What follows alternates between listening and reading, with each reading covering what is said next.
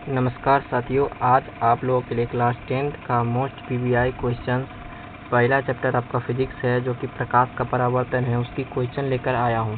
पहला क्वेश्चन आपका है, प्रकाश की किरणें हमेशा किस रेखा में गमन करती है। भाई आपको पता होगा प्रकाश जो होता है वो सीधी रेखा में गमन करती है, तो आपका पहला नंबर का क्वेश्चन ये होगा। ठीक है, चलिए अगला क्वेश्चन देखते हैं। दूसरा नंबर क्वेश्चन कहता है आपका, प्रकाश के परावर्तन के कुल कितने नियम हैं। भाई आपको ही मालूम होगा प्रकाश के परावर्तन के कुल 2 नियम हैं। ठीक है, चलिए तीसरा नंबर क्वेश्चन करते हैं हम। और तीसरा नंबर क्वेश्चन कहता है, हमारे यहाँ दाढ़ी बनाने में यानी हजामत में कौन सा दर्पण का प्रयोग किया जाता है। तो भाई आपको भी मालूम होगा जो उत्तल दर्पण होता है हमारा, उत्तल दर्पण वो हमारा क्या होता है, हजामती दर्पण के रूप में प्रयोग किया जाता है। और अगला हमारा 4 नंबर क्वेश्चन है। ये क्वेश्चन जो है ना आप लोगों को पूरे वीपीआई क्वेश्चन से एग्जाम में आते ही रहते हैं, तो इसे रट लोगे तो बहुत ही अच्छा होगा। अभी तक आपने वीडियो को लाइक नहीं किया तो लाइक करें और चैनल को सब्सक्राइब करें। तो 4 नंबर क्वेश्चन है, वाहन के पीछे का जो दृश्य होता है यानी साइड मिरर जो होता है आपका, वो किस दर्पण का बना होता है।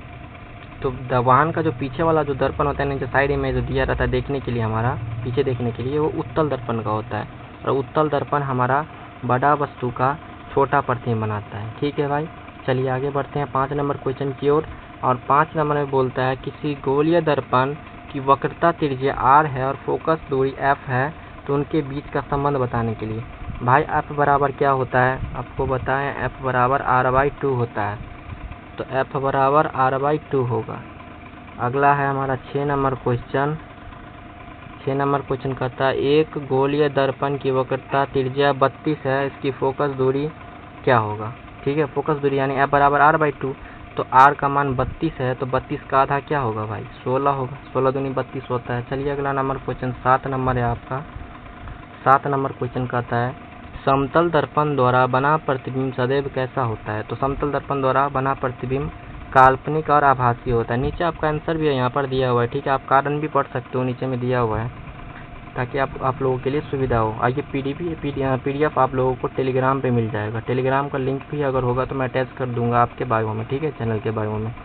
8 नंबर क्वेश्चन कहता है, दर्पण सूत्र क्या होता है। भाई दर्पण सूत्र क्या होता है, 1/v, और यहाँ पर क्या होता है प्लस 1/u बराबर क्या होता है 1/f होता है, यानी बीच में प्लस होता है। और लेंस सूत्र में क्या होता है माइनस होता है, तो क्या होगा ऑप्शन नंबर ए। अगला हमारा 9 नंबर क्वेश्चन है। 9 नंबर क्वेश्चन कहता है, सौर भट्टी में सूर्य की किरणों को केंद्रित करने के लिए प्रयुक्त होता है। क्या होता है भाई, जो सौर भट्टी जो होता है ना, यानी सोलर जो हमारा जो होता है, ये क्या करता है, एक जगह प्रकाश को एब्जॉर्ब करता है। तो ये क्या होता है हमारा, सिर्फ अवतल दर्पण में देखने को मिलता है। चलिए कारण भी पढ़ सकते हो आप, नीचे में है। अगला 10 नंबर क्वेश्चन कहता है, गोलीय दर्पण के ध्रुव और फोकस के बीच का जो दूरी होता है उसे हम क्या कहते हैं। तो सीधा बात, उसे हम फोकस दूरी क्या कहते हैं, फोकस दूरी कहते हैं। ठीक है, ये जो हमारा दर्पण होता है, दर्पण के यहाँ पर ध्रुव और फोकस जो होता है यहाँ पर, इस फोकस के बीच का दूरी को हम कहते हैं फोकस दूरी।